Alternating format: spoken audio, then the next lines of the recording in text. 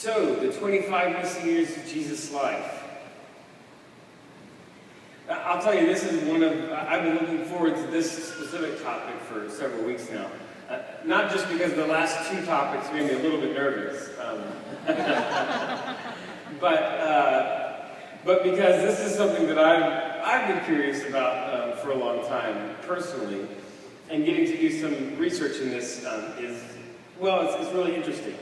And I'll tell you, so, basically what we're talking about is in the Bible, there is a good bit of information on the birth of Jesus, and then there's a little bit of information on child Jesus and adolescent Jesus, but it's a very limited amount. And so, if you kind of just take a couple of years here and there, and you try to figure out about how much of Jesus' life is missing, there's probably about 25 years that we hear absolutely nothing about Jesus in the Bible. And so, the initial thing, maybe the go-to thing, if you have the History Channel, definitely, it's to go to some of the non-canonical Gospels, some of the Gospels that aren't in the Bible. And so, there was a couple of weeks back where we had a lesson on the Forbidden Gospels. And so, if you're really interested in those, there's a whole 45 minutes or 40 minutes or so on the website. And you can look at it, it's on my website, jeremywords.com/taboo. And that gets you all of the talks from this series on there. And that one is on there.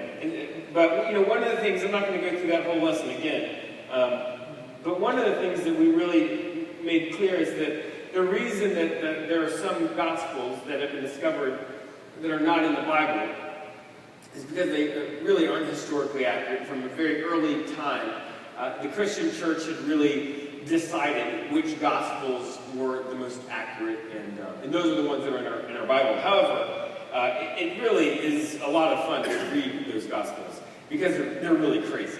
I'm going to read a little bit from one right now. Just, why not? Here it is. This is from the Infancy Gospel of Thomas. Again, this is not in the Bible, but sure is an interesting story. It says this in chapter 2. It says, when this boy, Jesus, was 5 years old, he was playing at the ford of a rushing stream. He was collecting the flowing water in the ponds. With a single command, he made the water instantly pure, which, in the first century, purifying water with a single word is a pretty big deal, right? They definitely didn't have Brita back then. And he then made soft clay and shaped it into 12 sparrows. He did this on the Sabbath, and a lot of other boys were playing with him. But when a Jew saw what Jesus was doing while he was playing on the Sabbath, he immediately went off and told Joseph, Jesus' father, see here, your boy is at the ford and has violated the Sabbath by taking mud and making 12 birds with it. So Joseph went there, and as soon as he spotted him, he shouted, why are you doing what's not permitted on the Sabbath? Which is great that, Jesus' father did the same thing my dad did, right? But Jesus simply clapped his hands and shouted to the sparrows, go on, fly away, remember me, you who are now alive. And the sparrows took off and flew away noisily. The Jews watched in amazement. They left the scene to report to their leaders what they had seen Jesus doing. And so there's another great passage in that same infancy gospel where Jesus is running and some kid runs by him and hits him on the shoulder, and he turns around to the kid and he says, you will have no children, you're going to be cursed, and all of a sudden the kid dries up and dies right on the spot, right? Basically, what happens in the infancy gospels is you take the idea of the entire powers that are available to God, and you give them to my son Caleb, who's 4 years old, right? And that's what you get. and so that's not really, I think, accurate. I don't think it's accurate, and I don't think it's what was actually happening in those years. But, though the Bible doesn't address it specifically, I believe that what the Bible does say about Jesus' early years, the few little pieces that we get, is the Bible's explanation for the whole deal, and it indicates exactly what Jesus was doing. And so what we're going to do is we're going to look at those pieces, we're going to see where they're pointing, and then I'm going to kind of fill in the gaps for you. All right?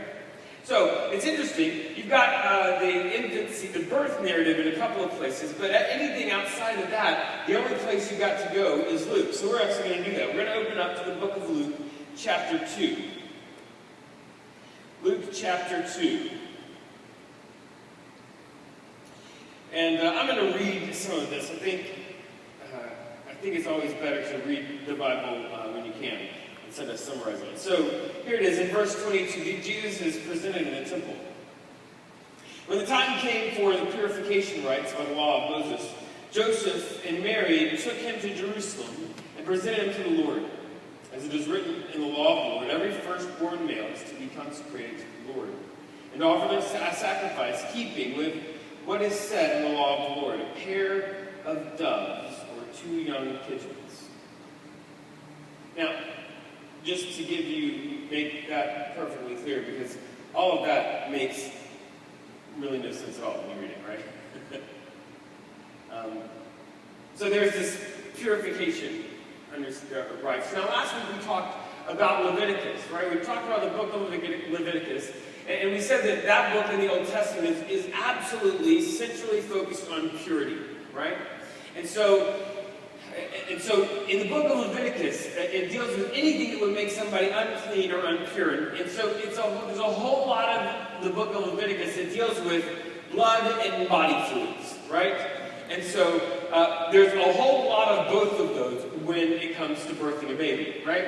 And so because there's a whole lot of both of those, when a woman has a child, she is considered totally impure, unclean, just right out for 7 days, right? And so for 7 days, following the birth of the son, she's totally unclean. You don't really want to touch her. As a matter of fact, she's kind of considered unclean in a similar way to people with leprosy at the time, right? Really unclean. And so at the end of those 7 days, she has this ritualistic bath. And after that bath, she's only a little bit unclean. And then she remains in that state of purity, that kind of lower level of unclean, for another 30 days, I think, 33 days. And at that point, it's time for her to go to the temple. And when she goes to the temple, she's going to give an offering to deal with the rest of her purity, right? And she'll present herself at the temple and she'll say, hey, 33 days ago, I took one of those baths and that worked out well. And, I haven't touched anything holy for the rest of these 33 days. And so we're all good. And then she'll present her offering. And it says, a pair of doves or 2 young pigeons. Now, I've got to explain something. Whenever you see quote marks in the Bible, I would always encourage you to go back to wherever it was quoted from. Because a lot of times, those little details are significant. As a matter of fact, in this passage, those details are very significant. Because when a woman was to come and present herself to remove that final level of purity, to get her kind of back to that normal level, she was to bring a sacrifice. And if she was poor, she could bring a lesser sacrifice. And the lesser sacrifice is a pair of doves and 2 young pigeons. So, the reason that detail's in there is to tell us that Jesus came from a poor family. Right? Jesus came from the family that couldn't pay for the really great sacrifice when it was time. Now, when they came to the temple, they would do 2 things. I don't know if you remember, but in the book of Exodus, right, there's the 10 plagues, right? The people are enslaved in Egypt, and they're crying out to the Lord. And so Moses comes, and he says, let my people go, right? And all of a sudden, Pharaoh says, no. Right? And so the plagues happen. And there's lots and lots of plagues. The very last plague is the plague of the firstborn. And that is, at that moment, God sent the angel of death, and the firstborn of everything died that night. So the firstborn of the Egyptians, their children died that night. But also the firstborn of their ox, of their sheep, of their chickens. All of the firstborn died that the Jews were saved because they made a sacrifice and they marked their doorpost with the blood of that sacrifice. And so, because God spared their firstborn, God said, those firstborn are to be set aside for me. They're to be consecrated for me. They're to serve me with their life. Now, they got to a point and they said, we just don't need that many preachers. We need a couple. We don't need that many. And as a matter of fact, the idea that every mom, her first kid, she's going to bring to the temple and leave it there, just is not going to go over very well, right? And so, what happened is, if you weren't one of the professional, lineage of the kind of professional priesthood, what you did is you would take your firstborn child to the temple with you, you would present them to a priest, and you would pay an offering of 5 shekels. And that would buy them back from the Lord, right? They were to be set apart to the Lord. They were his. And you were allowed to buy them back for 5 shekels. And so that's what's going on at this moment in Jesus' life, right? That's what's happening. But this isn't your average, everyday presentation at the temple. They go up to the temple and there's this guy, Simeon. Simeon was righteous and devout. And when he sees them, you look in verse 29, he looks at Jesus, he looks at his parents, and then he says, Sovereign Lord, you have promised. You may now dismiss your servant in peace, for my eyes have seen your salvation, which you have prepared in the sight of all nations, a light for revelation to the Gentiles and the glory of your people Israel. The child's father and mother marveled at what was said about him. Then Simeon blessed them and said to Mary his mother, This child is destined to cause the falling and the rising of many in Israel, and to be a sign that will be spoken against, so that the thoughts of many hearts will be revealed, and a sword will pierce your own soul too. There's so much going on right there. But at that point, Mary had no idea what that was all about. But I do imagine that as she's standing, watching a crucifixion, and they stick a sword into the side of Jesus, I imagine that at that moment, the words of Simeon came back clearly. Right, as she watched them crucify her son, I would assume that the best thing to describe that would be a sword that pierced her own soul as well. There was also prophet Anna, the daughter of Penuel, a tribe of Asher. She was very old. She was like 30. My son told me that I was really old the other day, and I appreciated that because I'm 33. Well, here we go. And she was very old. She had lived with her husband 7 years after her marriage, and then a widow until she was 84. She never left the temple, but worshipped night and day, fasting and praying. Coming up to them at that very moment, she gave thanks to God and spoke about the child to all who were looking forward to the redemption of Jerusalem. When Joseph and Mary had done everything required of the law of the Lord, they returned to Galilee, to their own town of Nazareth. And the child grew and became strong. He was filled with wisdom, and the grace of God was on him. So that's it, right there. That's the childhood. We're done, all right? It's not a whole lot of information, but the information basically is there was purity rights prescribed by the law. There was the redemption of the firstborn prescribed by the law. They went exactly when they were supposed to, and they fulfilled every letter of the law. And while they were there, something miraculous happened, right? There were people that said, this child is special. There's going to be something really amazing and also quite tragic happen as a result of this child. And they go home. Now, verse 41. Every year, Jesus' parents went to Jerusalem for the festival of the Passover. When he was 12 years old, they went up to the festival according to the custom. After the festival was over, while his parents were returning home, the boy Jesus stayed behind in Jerusalem, but they were unaware of it. Thinking he was in their company, they traveled on for a day. They began looking for him in their relatives and friends. When they did not find him, they went back to Jerusalem to look for him. After 3 days, they found him in the temple court, sitting among the teachers, listening to them and asking questions.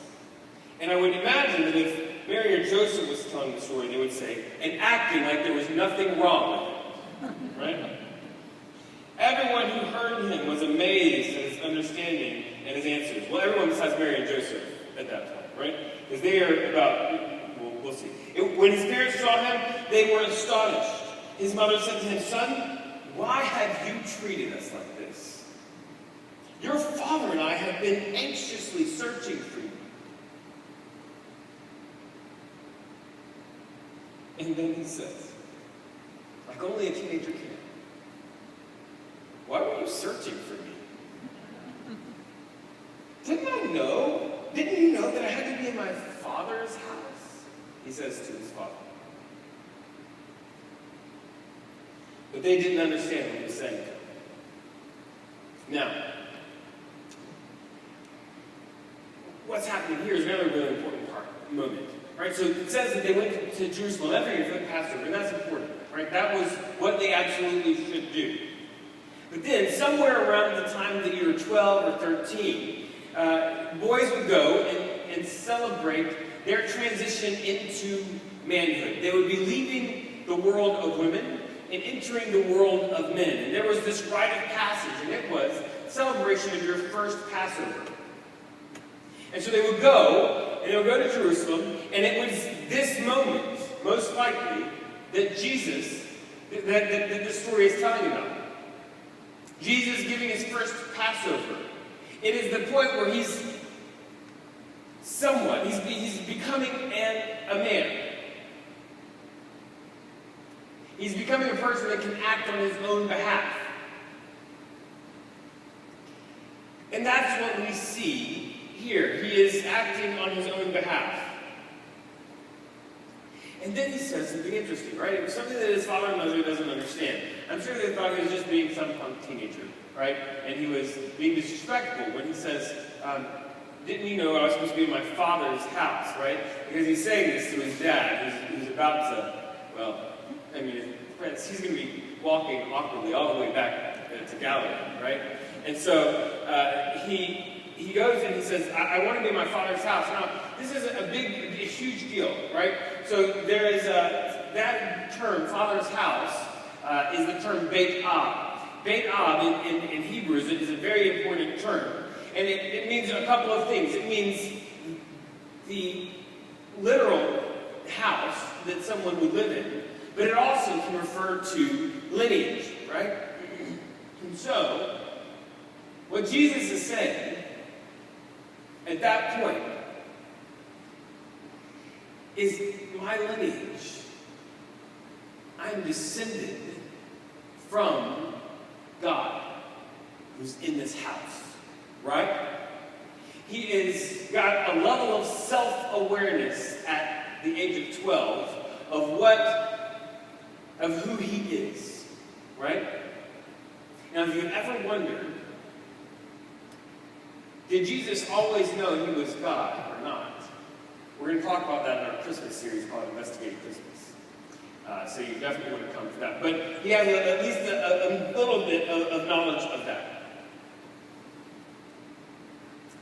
And then that's it. Right? Oh, well, I shouldn't say that's it. After that, the grammar changes just a little bit. Right? From all the way up until this point, Jesus was not the primary actor in all these situations. It was his parents doing all these things, and he was kind of tagging along. They were bringing him, that kind of thing. But from this point forward in the story, Jesus is the primary actor, the primary mover. He returns to Galilee, and his parents return with him at that point. Now, that's not a whole lot.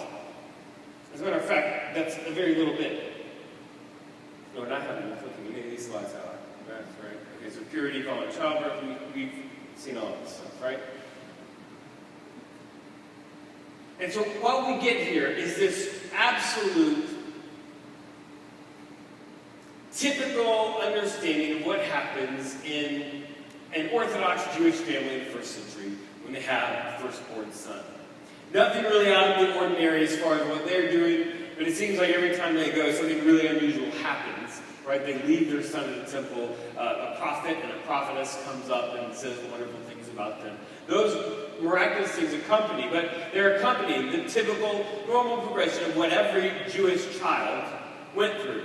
Now, I think that indicates what the authors are trying to communicate about that period in Jesus' life. Luke is trying to tell us that Jesus did the same thing in his early life that every Jewish kid had to do. He didn't get to exempt being bought back. He didn't get to skip the first Passover. He didn't get to do any of that. He did what was expected. So, what was expected, right? Now, there's something interesting. In the Bible, there's the first 5 books of the Old Testament are called the Torah, right? Those are the books of the law. They're traditionally attributed to Moses as their author. But they say things like, thou shalt not steal, right? Or thou shalt not envy. Or the best one is, don't do work on the Sabbath. And that's a great sentiment, don't do work on the Sabbath. But the question comes pretty quickly, what do you mean by that? Right? So I obviously don't need to go into the office on the Sabbath, but can I cook dinner? Can I mow the yard? Can I do whatever it is that you're supposed to do? And so what happened is, over a period of years, there developed interpretations of that by the rabbis. And their interpretations were always really interesting, very playful, actually. But they were stories. They were stories that explained what it meant to work on the Sabbath and those kind of things. And all of that was part of what was called the oral Torah, or the Mishnah. And so, there's a passage in the Bible that talks about training your children up and letting them know the Torah and to write it on their hearts and all of that kind of thing. And so, the question is asked to the rabbi, well, what does that mean? And here's what they said. This is from the Mishnah. By the way, the Mishnah is huge. It's like it'll fill up a whole bookshelf. It says at 5 years old, one is fit for the scriptures. At 10 years old, the Mishnah. At 13, for the fulfilling of the commandments. At 15, the Talmud. At 18, the bride chamber. At 20, pursuing a vocation. At 30, for authority. And so what they did is they used that system, that quote from the Mishnah, to develop an education system. And at the time of Jesus' life, at the time that he was growing up, the area that was the best schools, right? The place that you moved to send your kid to school was Galilee. It was the place where Jesus grew up. And so what we can be certain of is that if Jesus was doing the normal things, then that meant that he was involved in this education system. The education system started with Beth Sefer. In Beth Sefer, it was from age 5 to 10 or thereabouts. And in Beth Sefer, you learned the things that all 5 and 10-year-olds learn. You learned how to read and how to write. And so when Jesus went in, he would not have learned how to read and write. He'd be learning that. But the interesting thing is the way he would learn that is by reading and writing the Torah.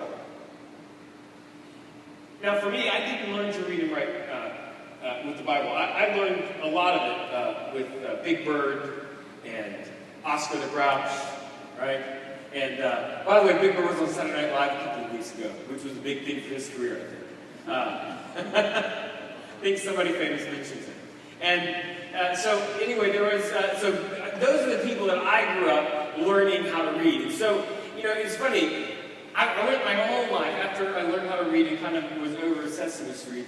Didn't really think about Sesame Street a whole lot, except for those moments where you start talking about things from your childhood.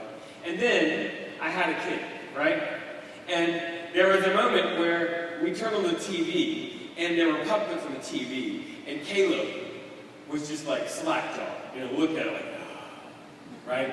Wow. I don't know what it is about the Muppets, but it is captivating to children. And it was funny because as I watched Caleb watching Big Bird and getting excited about Cookie Monster and doing all of those things that I did when I was a little kid, I had this kind of warm feeling inside, right? This kind of, wow, I can't believe that, I watched this, and now this is the same thing that's nurturing my child, and I don't know, I just felt really good about handing my child over to Elma, right?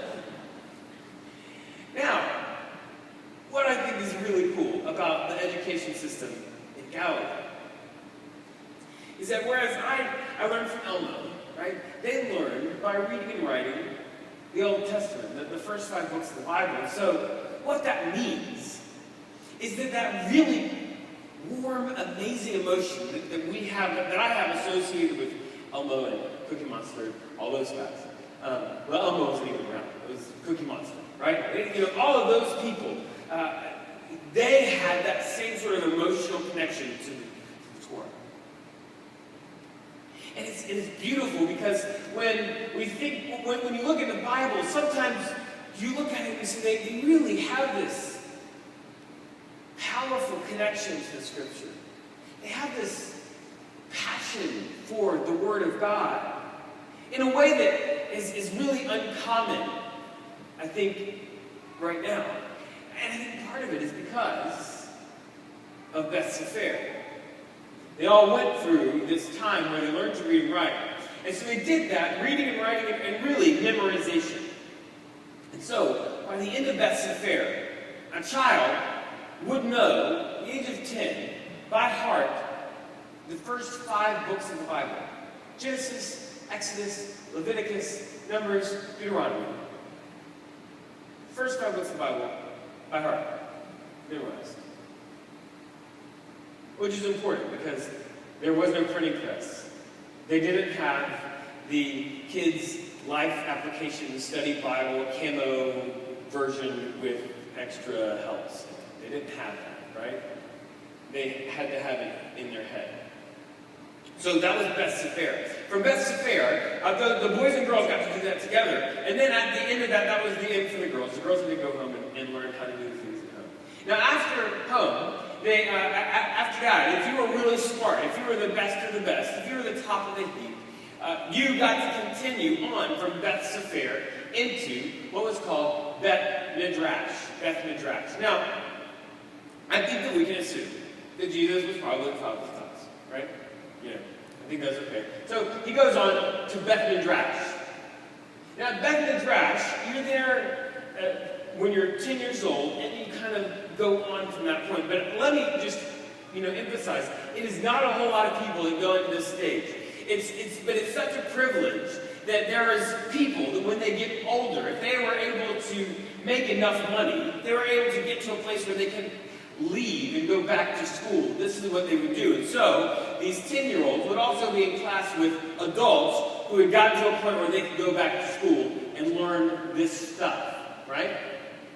And so you started at 10, and when you were at 10, you began to read the book of Psalms and some of the prophets. And then when you got up into your teenage years, you entered into a part of Beth Midrash that's called Wisdom School. And it's really great, right? It's that moment, because, psychologically speaking, there's some moment that your brain makes a key transition in those early teenage years. Your brain goes from what they call concrete operational thought, which is, I have to have this plus this always equals this, right? You think of television shows like Sesame Street and Clifford and those kind of things. All those shows are all very concrete.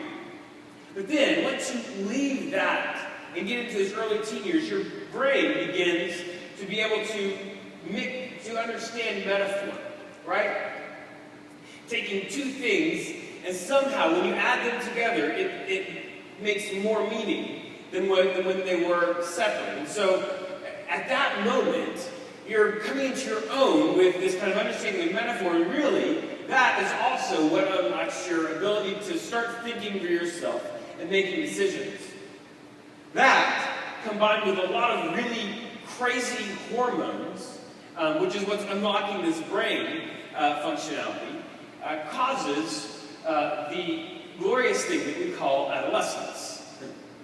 And so it's important that at that point you begin teaching them how to make decisions and teaching them how to handle all of these hormones. And so there's books like Ecclesiastes, the Song of Solomon, and all of these really, really passionate and interesting books happen when they're in Bet Midrash and they begin to study all of those. And then, the best of the best at this point, they would either you would go on to study a trade and manage your family business, or at the end of Bet Midrash, you would go into something called Bet Talmud. Bet Talmud. And that is to study with a rabbi. And so at this point, you would apply to a rabbi, and you would ask them, you would say, I want to study with you. I want to be your Talmud. And the goal here was for them to become that rabbi. Not to become like them, but to become them. And it's at this point that I'm really not sure what happened with Jesus. Because it would be odd for Jesus to apply to become another rabbi, to become like them. Because the idea, when a rabbi sat down with a young Talmud, or a person wanting to be their Talmud, they would sit down and they would ask them questions. And they would ask them, really wanting to know, do you have what it takes to become me? When I die, to just teach everything the same way I taught it. To know the Torah, to understand the Torah the same way I understand it. It would be awkward, I think, if Jesus went through that stage, though if he did, I wouldn't have any problem with it. I don't think it would change anything about our faith. But I think there's at least a couple of years here that are up in the air in between when he would leave Bet Midrash and when he would go and go off on his own.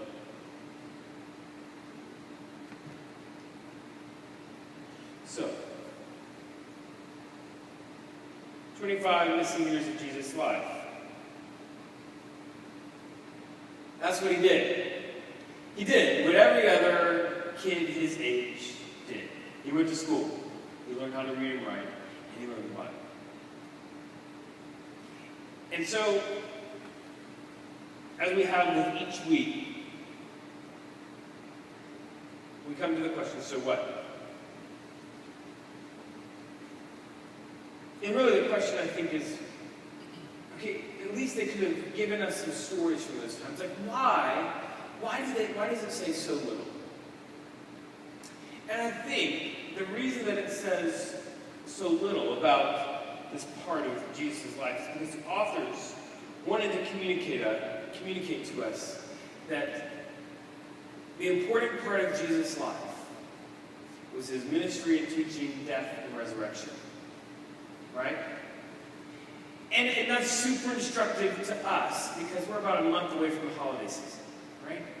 And we're going to spend several weeks talking about the angels in our evening worship and the manger scene and what actually happened there and the archaeology behind all of that. And we're going to dive into all that. But sometimes, Christmas time, we can end up kind of like Ricky Bobby, right? I don't know if you've ever seen the movie Talladega Nights, right?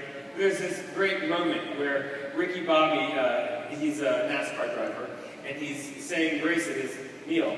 And he says, he's praying. He's like, sweet little 5-pound, 10-ounce baby Jesus. He's praying to baby Jesus. And his wife and father-in-law correct him and say, look, Jesus was a man, right? And he's like, well, I like praying to the baby version of Jesus best, right? But sometimes what we do is we really overemphasize the infancy part of Jesus, right? Because there's all kinds of really interesting things that happen, as well as the fact that we spend a whole lot of time, we've written lots of songs and made lots of cartoon movies about him, right? And so, sometimes we do the same thing that Ricky Bobby did. We focus on that, but I think that the Gospels say very little about it because they want us to focus on what is important, and that is the adult life of Jesus.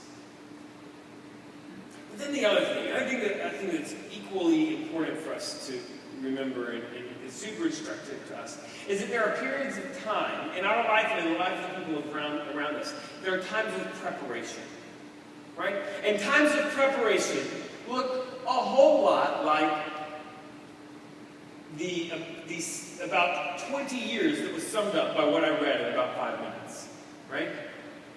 What happens oftentimes is God calls us and he says, I want you to do this or that. Or he gives us a great family or a great situation, and it's really clear that God has asked us to do what we've done, or God has placed us in a great family. And then we've got several years to just do what God asked us to do, right? And there's not a whole lot of every day you don't have Simeon walking up to you and telling you you're the Son of God, right? There's a whole lot of, in the beginning was the Word. No. In the beginning, God created. No. Okay, I've got to get this right. There's a whole lot of memorization, a whole lot of things that seem very boring at the time, but later proved very important to us. There are times in our life, and I believe that these seasons happen repetitively, not just when we're younger.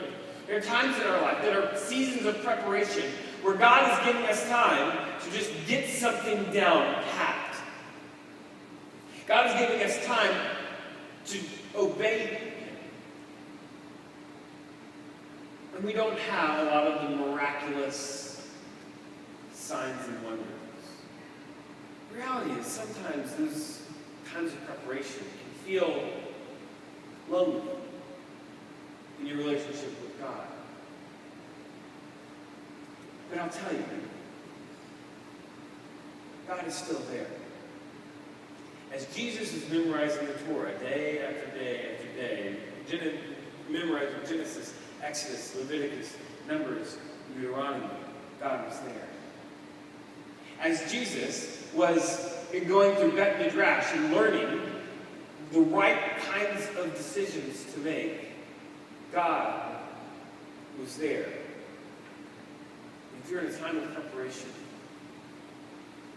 all you have to do is look to the Bible and realize God is preparing you for something wonderful, glorious. He is going to use you in a powerful way.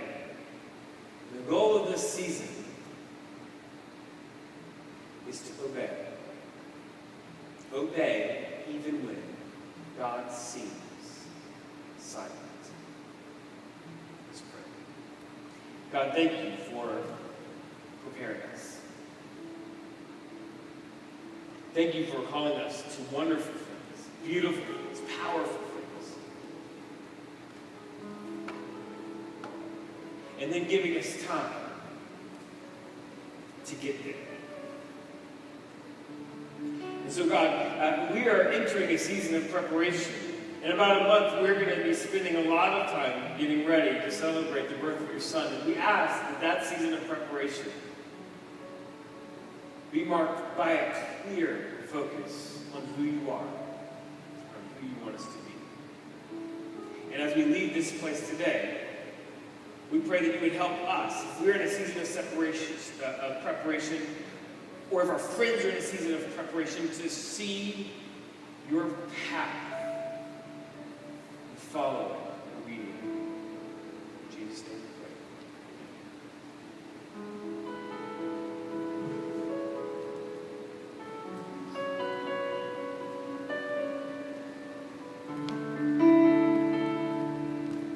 So